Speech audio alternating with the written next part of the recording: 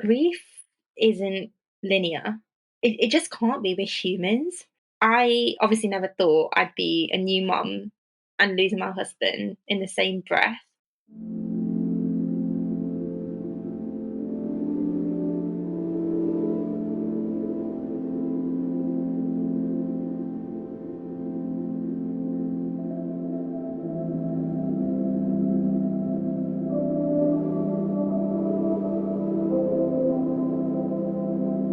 We're more than ready. Yay! It's lonely.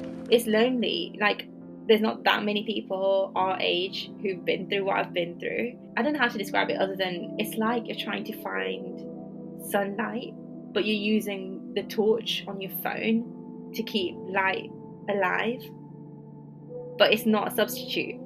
So I don't know. I feel like the last year, the griefy version of myself at points have almost been an imposter of myself.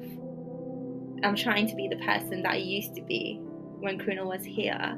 And I found that so draining and exhausting. I need to lean into whatever I'm feeling because feelings are just feelings, right? Like, grief makes you sad, it can make you happy, even because I still find moments of joy.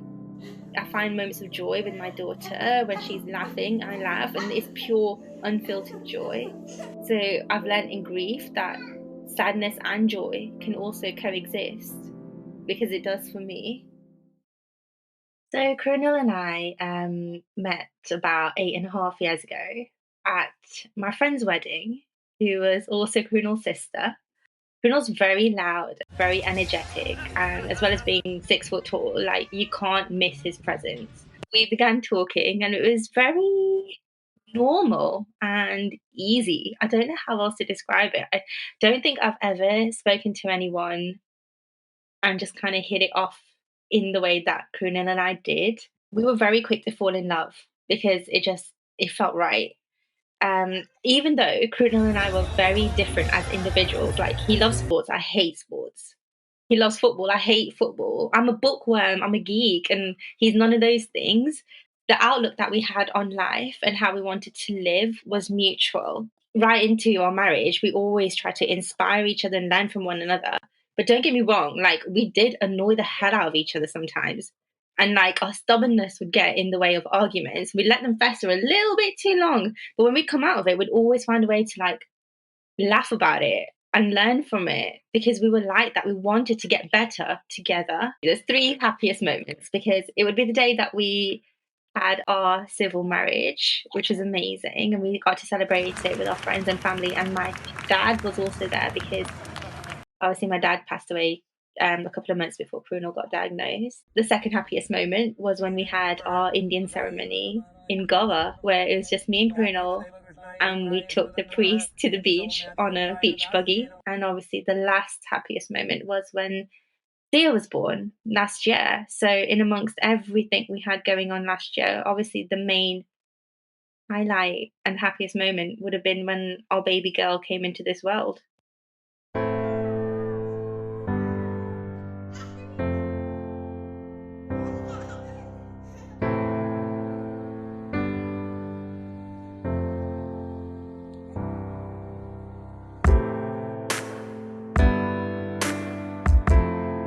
I have to be functional. I have to bring it every single day. I would say I'm very much in survival mode. What do you do after the life that you knew and everything you knew about every corner of your universe is taken from under your feet? So day by day, I am learning how I need to do things because it is just me now. I say that, but I do have a little village helping me in that I have my mum and my sister here. It's the times when I'm so exhausted from trying to do it all that they will pick up the slack for me. And that's kind of how I'm surviving at the moment. I want Sia and I to be in an environment where, she can make all these new memories and have amazing people around her, and she can thrive. I want her to thrive in whatever our future looks like.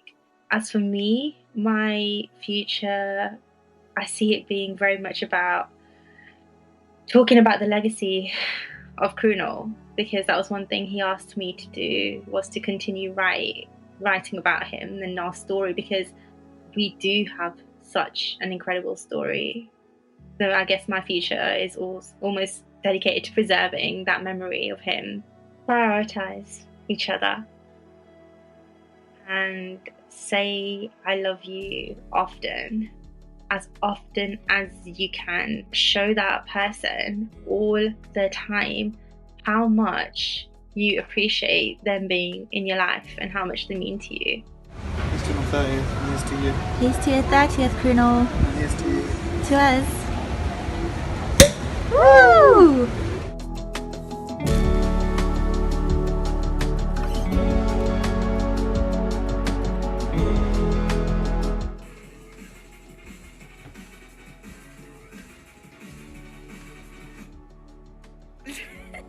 Take the photos and the videos, because I cannot stress enough how meaningful they may become one day. I don't think you can ever prepare for grief. So even though I was grieving all of last year, and then obviously when we were told that Krunal wasn't going to get better, you think you start preparing. So honestly, I'm learning every single day. It's exhausting. I think grief is a journey, and you can't really prepare for it. You learn every single day. Future is unknown, but it's hopeful, I feel, which is weird for me to say, because like I said, I find it hard to find hope. Krunal's not here anymore, so I almost feel like if not with him, then I have to live for him. I love you. Krunal was the love of my life.